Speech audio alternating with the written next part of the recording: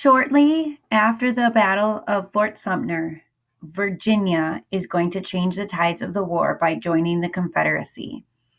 Virginia joins the Confederacy on April 17th, 1861, and with Virginia comes North Carolina, Tennessee, and Arkansas, and the Confederacy will be complete. Richmond, Virginia becomes the capital of the Confederacy, and the capital of the Union is going to be Washington, D.C. These two capitals will be within about 200 miles of each other. And so many of the battles of the Civil War are going to happen on Virginia soil.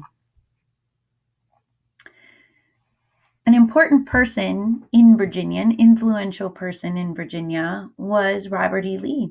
He was a federal soldier, and he was actually offered the position to lead Union forces in the Civil War. Winfield Scott wanted him. And Robert E. Lee, he struggled with this.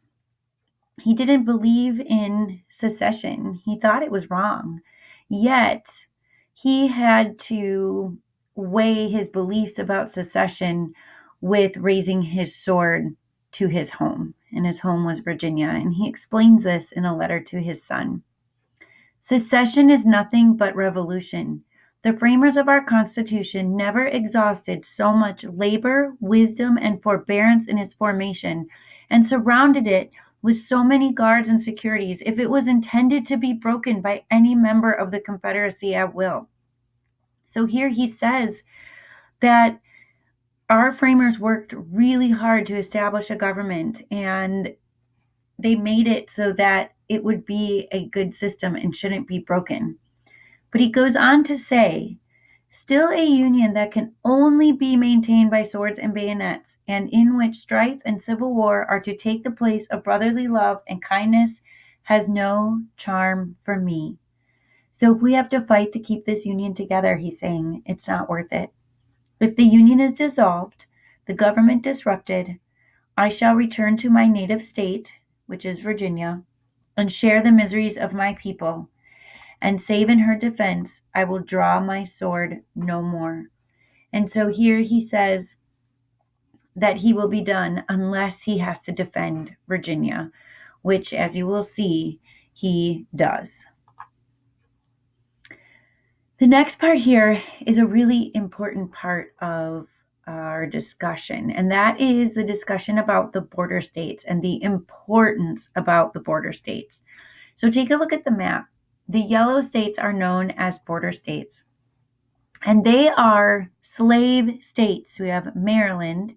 West Virginia will eventually break off of Virginia. There weren't many slaves in West Virginia, but they break off.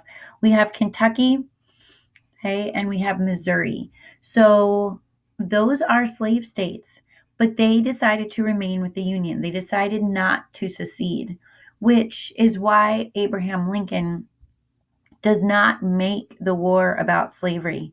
He does not say that we are going to go down to the South and we are going to end slavery. He can't do that. That is a political move so that he can keep these border states. These border states offer a buffer between the Union Free States and the Confederacy, and they control important rivers, and they're really an important area. Once Abraham Lincoln issues the Emancipation Proclamation and makes the war about slavery, these states will remain with the Union. Now, when we look at the start of the war, let's look at the resources. The North has more people, has a stronger network of roads, canals, and railroads, has a better established banking system and factories to produce goods that the soldiers will need. The South has brilliant officers. They are fighting to protect their homes, their land, and their way of life. And they know the land, and many rivers also create a natural defense and transportation system. The North strategy to win the war is to destroy the Southern economy with a naval blockade, split the South by gaining the Mississippi River, gaining control of the Mississippi River, and to capture the capital of Richmond.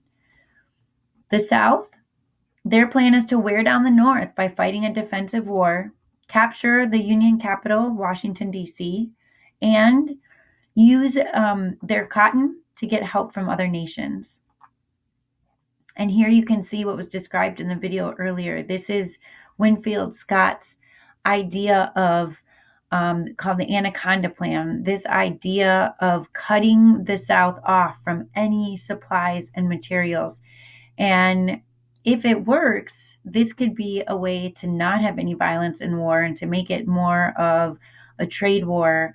But as you will see, this did not work.